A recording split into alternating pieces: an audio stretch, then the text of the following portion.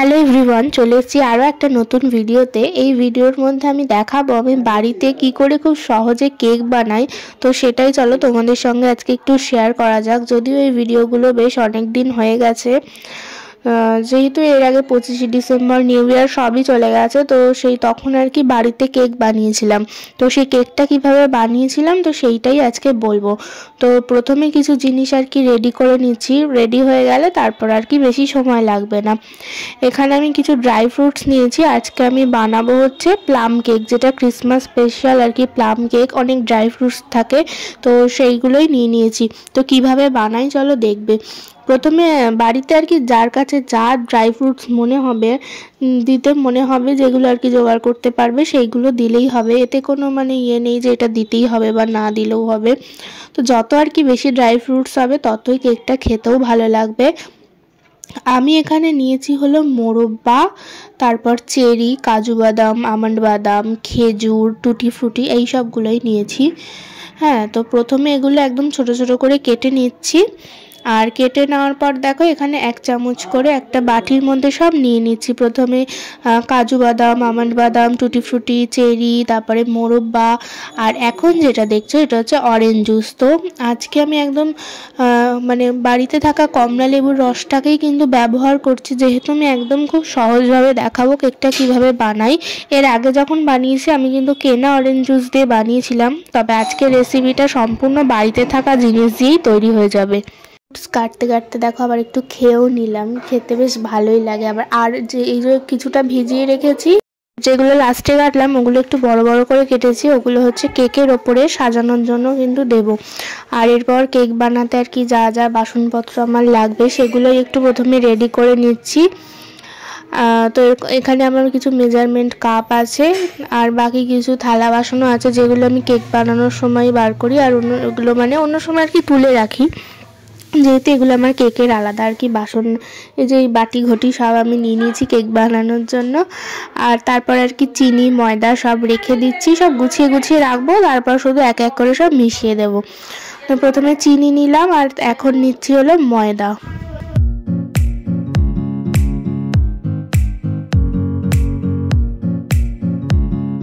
এখানে আমি সব গুছিয়ে নিয়েছি, চিনি, ময়দা, দুধ, তারপর এই যে সব ড্রাই ফ্রুটস, আর যেগুলো আমি যে অরেঞ্জ জুসে ভিজিয়ে রেখেছি, মিনিমাম কিন্তু 2 থেকে 3 ঘন্টা ভিজিয়ে রাখতে হবে।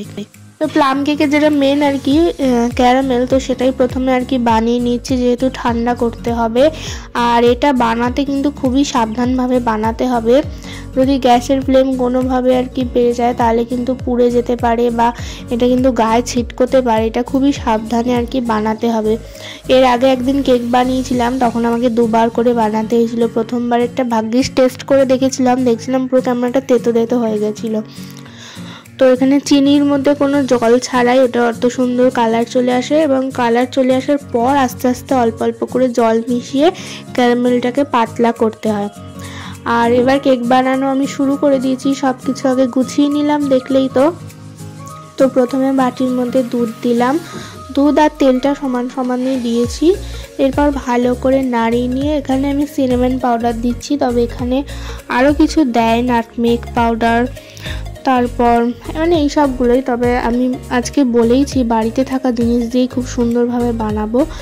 আর এরপর আমি দিয়ে দিলাম যে সোকড করা যে ড্রাই ফ্রুটসগুলো, সেগুলো দিয়ে দিলাম। আর তোমরা একটা জিনিস খেয়াল করে দেখো যে আমি কিন্তু কেকটা বানাতে কোনো ডিমও দিইনি, দইও দিইনি। ডিম এবং দই ছাড়াই কিন্তু খুব সুন্দরভাবে কেকটা হয়ে যাবে।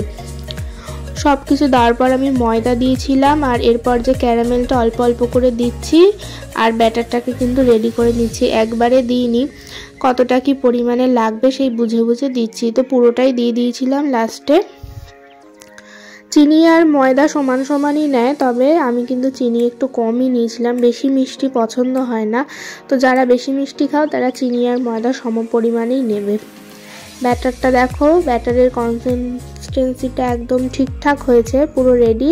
আর ক্যারামেল হওয়ার কারণে কিন্তু কেকের ব্যাটারের কালারটা খুব সুন্দর এসছে।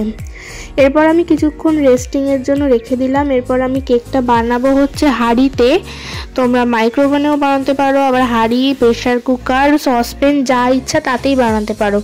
তো আমি আর মাইক্রোওভেনে বানাচ্ছি না, হাঁড়িতেই বানাবো। আর দেখো প্লেটের অবস্থা দেখে কেউ কিছু বলো না, কারণ কেক বানাতে বানাতে আমি প্লেটটাকে এই অবস্থা বানিয়ে দিয়েছি। আর এই প্লেটটাকে আমি নিয়েই নিয়েছি কেক বানানোর জন্য। আর এখন যেটা দেখছো হাঁড়ির মধ্যে দিলাম, ওটা কিন্তু দেখতে বালি হলে ওটা কিন্তু বালি না। তো অনেক দিন ধরে যেহেতু অনেক কেক বানানো হয়েছে, এরকম নুনটাই এরকম দেখতে হয়ে গেছে। প্রত্যেকবার তো নুন চেঞ্জ করি না, ওই নুনটাই আর কি হয়ে গেলে রেখে দিই, তো সেটাই আর কি মানে পুড়তে পুড়তে এরকম কালো হয়ে গেছে। আর প্লেটেরও ওই অবস্থা। এদিকে আমি হাঁড়িটা রেডি করে নিলাম। এরপর যে মানে যেটার মধ্যে কেকটা বসাবো ওর মধ্যে একটু তেল ব্রাশ করে নিলাম, আর তারপর একটু শুকনো ময়দা দিয়ে নিলাম। শুকনো ময়দাও দেওয়া যায় বা কাগজও দেওয়া যায়, তো আমি এখানে ময়দাই দিলাম। আর এরপর আমি সবার লাস্টে মেশাচ্ছি হচ্ছে বেকিং পাউডার, বেকিং সোডা দিয়ে এবার লাস্টে মিশিয়ে দিচ্ছি। তো দেখো এটা কিন্তু একদম লাস্টেই দিতে হবে, কারণ এটা দিয়ে বেশিক্ষণ আর কি রাখা যাবে না। তো বেকিং পাউডার, বেকিং সোডা দিয়ে আরও একবার ভালোভাবে ব্যাটারটাকে মানে গুলিয়ে নিলাম। এরপর কেক টিনের মধ্যে আমি ঢেলে নিচ্ছি। এদিকে আমি হাঁড়িটা গ্যাস ওভেনে বসিয়ে দিয়েছি। আর হাঁড়িটা আমি এদিকে ওই 5 মিনিট মানে ওই ধরো কেকটা আর কি রেডি করতে করতে ঢালতে যেটুকু টাইম লেগেছে ওইটুকু টাইম একটু গরম করে নিয়েছি হাই ফ্লেমে। আর তারপর আমি লো ফ্লেম করে দিয়ে কিন্তু কেকটাকে বসিয়ে দিলাম। এরপর রান্নাঘরের অবস্থাটা যা মানে হাল বেহাল হয়ে গেছে, কত বাসন বেরিয়েছে। আমার কেক বানাতে গেলে অনেক বাসন বেরোয়, তো এই ফাঁকে কেকটা হতে হতে আমি কিন্তু বাসনগুলো সব এক এক করে মেজেও নিচ্ছি। আর এই কেক আমি কিন্তু ওপর থেকে দেখলেই কোনো ড্রাই ফ্রুটস দিইনি, এখনও দেবো, একটু পরে দেবো। এখন থেকে দিলে না সে অনেক সময় দেখা যায় কি ড্রাই ফ্রুটসগুলো আর কি মানে তলায় চলে যায়, তো সেই কারণে আমি এখন আর দিইনি, পরেই দেবো। ততক্ষণ একটু আর কি বাসনগুলো মেজে নিচ্ছি। কেকটা যখন বেশ কিছুক্ষণ হয়ে যাবে, হাফ হয়ে যাবে মানে ধরো 20-25 মিনিট, সেই সময় আমি ড্রাই ফ্রুটসগুলো দিয়ে দেব। আর এদিকে আমার বাসনগুলো দেখো সমস্ত ধোয়া হয়ে গেছে, বাকি এই জায়গাটাও পুরো মুছে নিয়েছি, পুরো পরিষ্কার হয়ে গেছে। আর এই হলো ড্রাই ফ্রুটসগুলো যেগুলো আমি কেকের ওপরে টপিংস দেব। তো দেখা যাক, এবার কেকটা খুলে দেখবো, বেশ অনেকক্ষণই হয়ে গেছে।